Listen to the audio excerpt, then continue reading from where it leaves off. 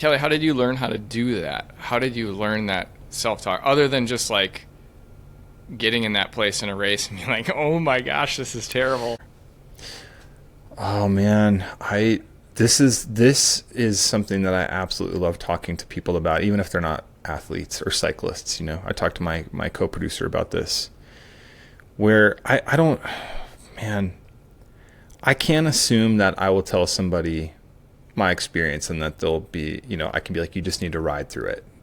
I used to be naive and think like, you're just not tough enough, or I never really thought that, but kind of it would go through my mind. I'm like, well, you're just not tough enough.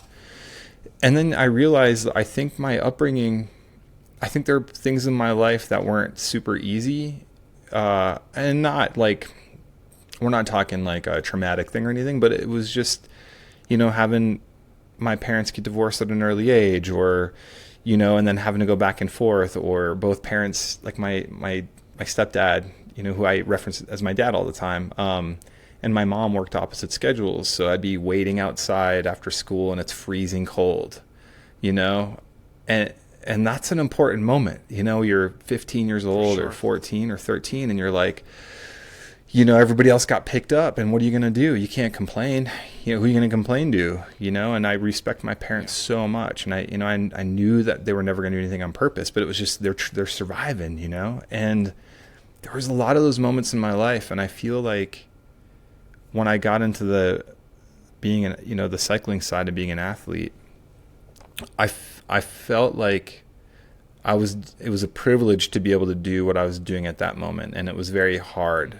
And I would also think about those times or whatever, to be like, there's no way out, no way out of this, but through, and and I don't know, it's kind of weird, and I wish I had I'm sure some doctor could definitely tell me, or some therapist could tell me exactly where that is, but yeah, I don't know. It's funny, I just, people, my wife will sometimes will talk about this, and she knows this about me, but I'm like, I'm not the hardcore dude who's like, I need this, I need the hard challenge. I'm like, I want to be comfortable.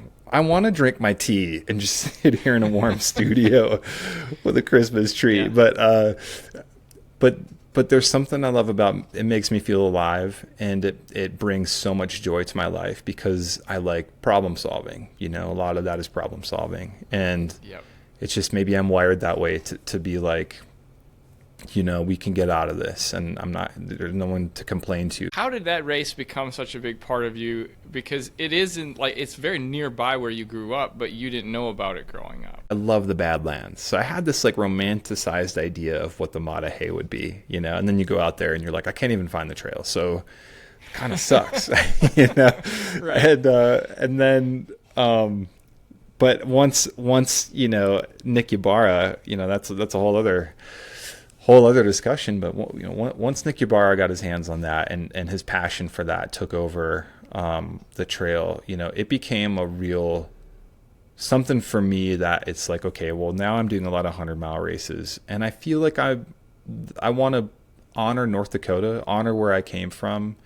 My grandparents had have land near there. My mom grew up on the south end of near the south end of the trail. It just, there's so much about the Badlands and Teddy Roosevelt, and just the beauty of that out there, and then the kind of spiritual aspect for me, just being out on the Maah Daah Hey. Yeah. It kind of became this thing, where I was like, I feel like I need to be out. I need to be the guy out there going out there to win that thing, and then I'd go out there, and I would get crushed, I mean, I would get lost, or just not prepared, and people from Minnesota would come in, and another guy that I knew from my early pro days would come out and win, and I was like, whoa, this is way harder, and then it became a bit of a puzzle for me. I'm like, I got to solve this puzzle because I know I can ride it faster. But, everything about that trail, um,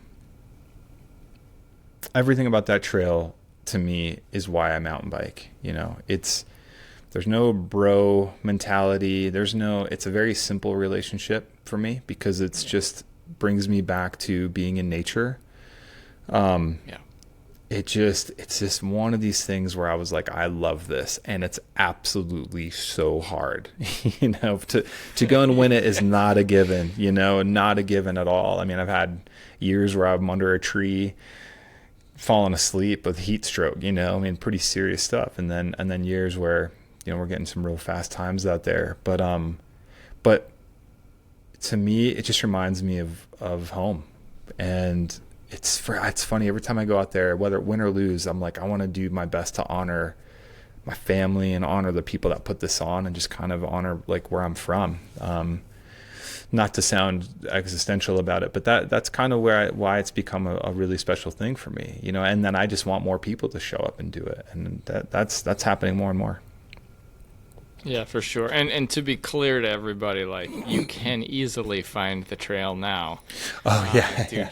Due to all the laugh about you couldn't find the trail in the past, but you can today very easily. Yeah, well, absolutely. I meant to say that, because now you go out there and it's one of the most beautiful. I don't want to say pristine, because that takes away kind of the ruggedness of it. Yeah. It's not pristine, but it is a full-on adventure, and it is now world class. And that's Nick and Lindsay Ybarra all the way, and their volunteers. The people that volunteer with them. For sure. You will never, ever, ever forget your time out in the Badlands of North Dakota and on the Maah Daah Hey Trail. I've said this before, it's unlike anything I've ever done, and it is so special. And yeah, it might be a little bit of a challenge to get out there, but I think that's actually what makes it even more special. I think people don't find themselves in the area of the trailheads for the Maah Daah Hey Trail. And every single time somebody from Colorado or somebody from the other part of the U.S. that I know goes and does it, they'll talk about it forever. And it's a bit of a life-changing, not to sound grandiose, but it's a bit of a life-changing experience out there. And you just don't get that in a lot of places anymore. It's so out there, but it is just so beautiful. And again, it's worth spending a weekend and a little bit of money.